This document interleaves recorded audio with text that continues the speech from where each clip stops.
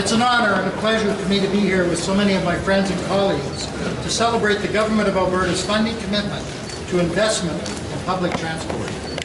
As the chair and a vested member of the Capital Region Caucus, it brings me great joy to see progress on the enhancement of Edmonton's LRT that will benefit the Capital Region as a whole. Before I ask Premier Alison Redler to come up and discuss the funding in more detail, I would first like to thank her for her work and dedication.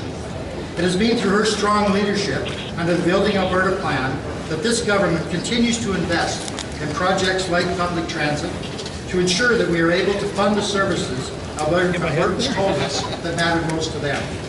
Ladies and gentlemen, please join with me in welcoming the Premier of Alberta, Alison Redler.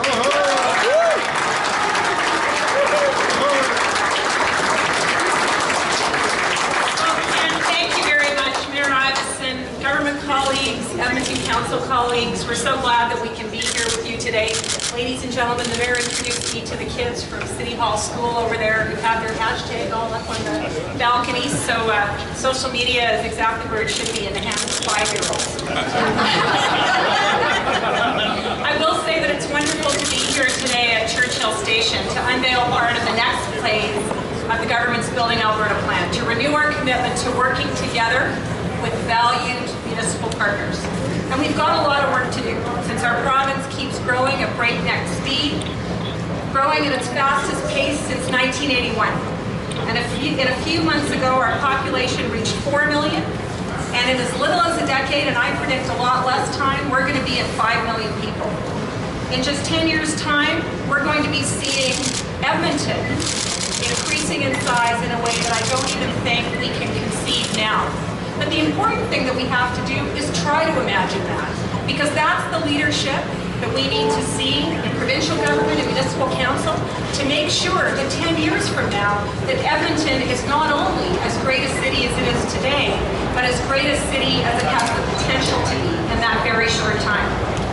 Now that growing does put tremendous pressure on the infrastructure that we already have, and we know that as citizens in our province.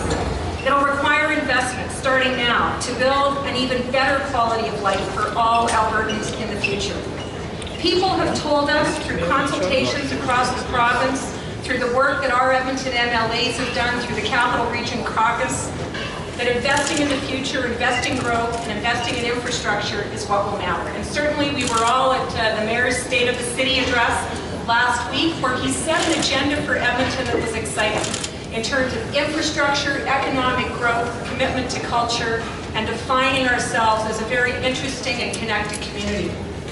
Our largest cities like Edmonton and our smaller towns alike are dealing with Alberta's enormous growth. Under our Building Alberta Plan, we're making good on our commitment to ensure that our cities and our towns have the resources that they need to meet growth head on. We'll go on investing in families and communities because building is the only thing that we can do for the future.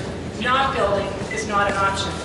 You know, we were down on the platform and Dave Hancock and I were talking, I think Dave was talking about a couple of years ago going to something over at Northlands and wearing his tuxedo on the platform to go to the event.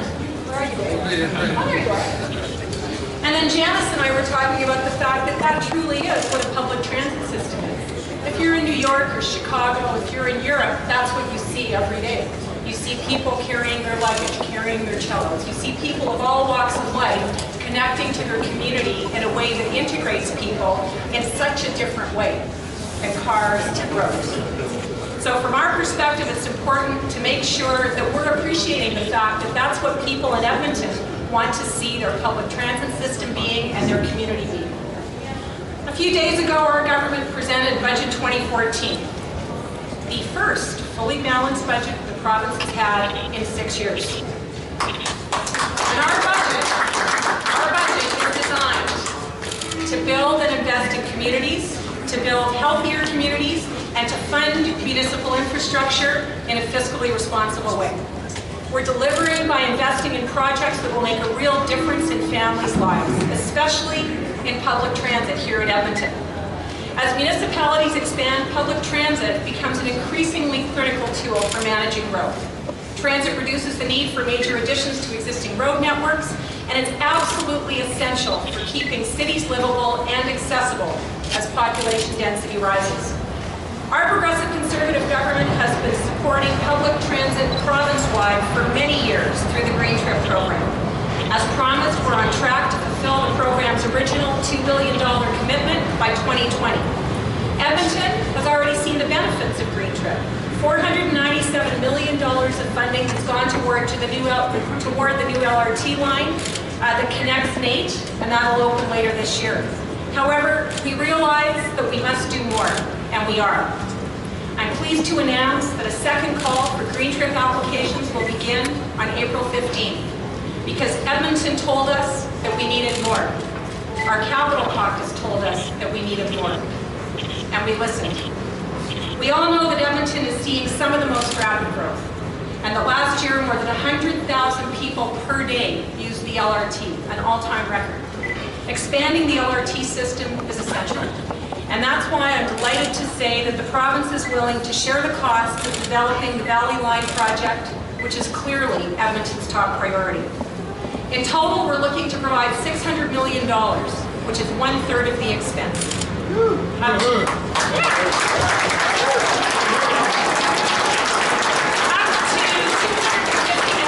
Up to $250 million of that will come as Green Trip funding. Another $150 million will consist of matching provincial grants if Ottawa approves funding for the line under the new Building Canada Fund. And we certainly hope that today's announcement and the partnership that we have will give this project the momentum to see the federal government step up. And the final $200 million will be an interest-free loan to be repaid over 10 years.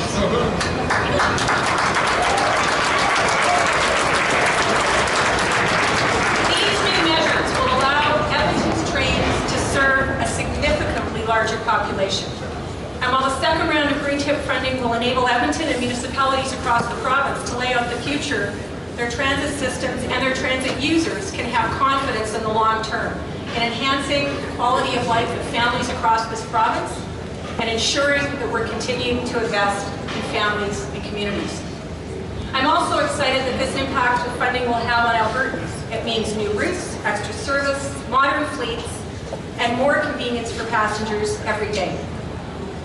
I look forward to continuing to work with municipalities, including Mayor Iveson, to support safe, sustainable public transit, to build Alberta together.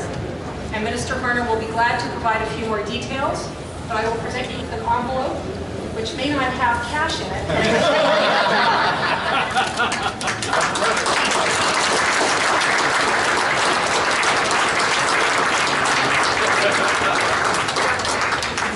Thank you very much, Premier, and thank you especially, I have grade 6 kids ask me all the time what the neatest thing it is that I get to do as an MLA. I now have a new story. It is my pleasure to now introduce the man who won the mayoral race just 5 short months ago. Mayor Iveson has rallied the city of Edmonton by quickly defining his priorities and visions for the city. As outlined in his recent State of the City speech, he told our crowd Mayor Iveson highlighted LRT expansion as his top priority. Please welcome His Worship, Claude Iveson.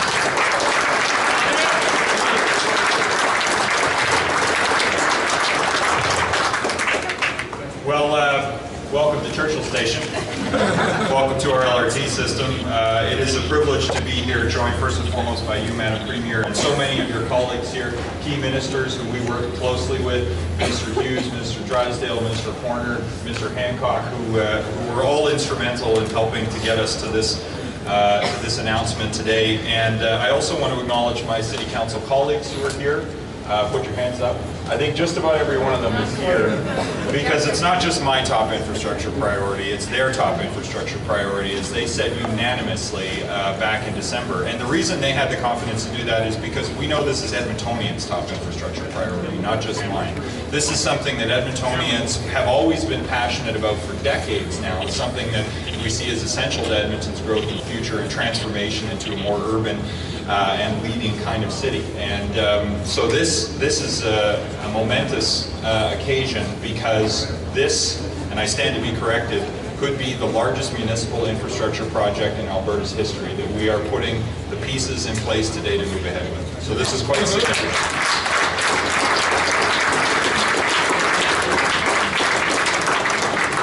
And I do also actually want to thank and acknowledge the members of the Capital Region Caucus for coming here as well today, because I know they were behind the scenes working very, very hard to make sure that this day arrived. And so I'm grateful to each and every one of you for being here today and for your efforts to get us here. This is a great day for Edmontonians, but in particular, the people of Southeast Edmonton who have been waiting 40 years to hear this news. This is extraordinary for them. The Valley Line, a $1.8 billion infrastructure project, the largest in our history, is going to change our city's urban form.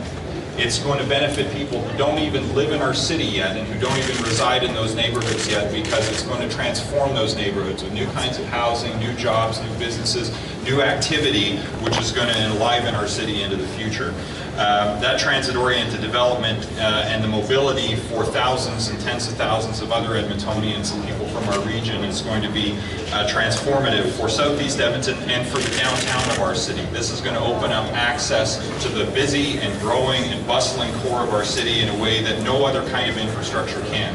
Short of building an 8-lane freeway to Mill Woods, this is the only way to get people in and out, but you never have congestion, you never have traffic jams on the LRT system. So this is a much better way to invest federal, provincial, and city taxpayer dollars in infrastructure, and it is going to positively support the vision we have for the Edmonton that my council colleagues, alongside of provincial and federal colleagues, are working hard to build.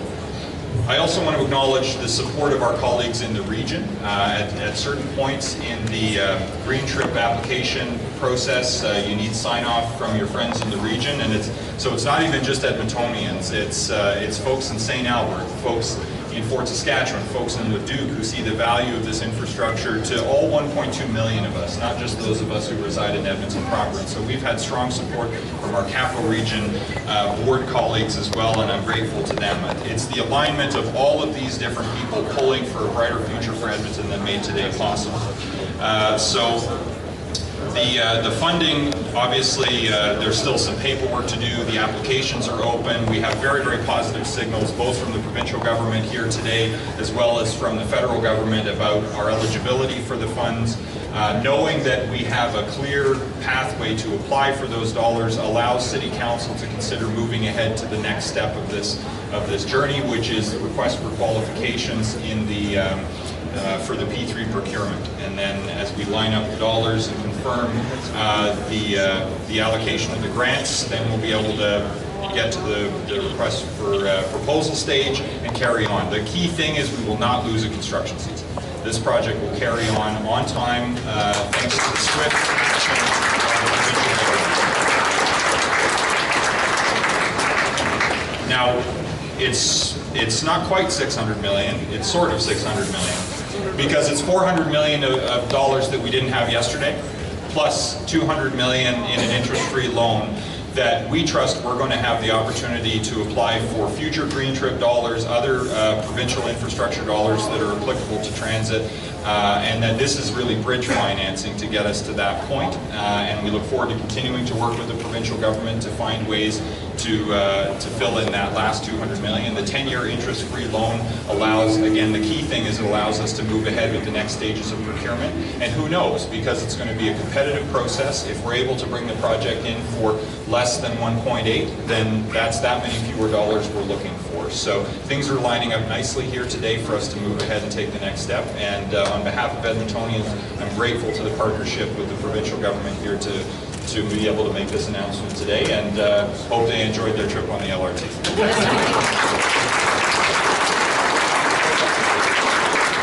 you, Mayor Addison. We have the Premier, we have the Mayor, we have Ministers Horner, Hughes, and Drysdale. So if you have any questions, we'll open the floor. There was some controversy because it was supposed to be in the budget on Thursday, and it didn't seem like it was there. Can you explain the process that's happened and why that happened? Sure. Actually, if you recall, on Thursday or Friday, I can't remember which, I did say it was in the budget because the commitment to Green Trip actually was in the throne speech, and the commitment to Building Canada was in the budget in the 3-year business plan. There's no money in the 2014-15 budget because that's not what the city requested of us. The city wanted a commitment in the out years when this project is going to need this cash And that's what the mayor's letter says, is in fact,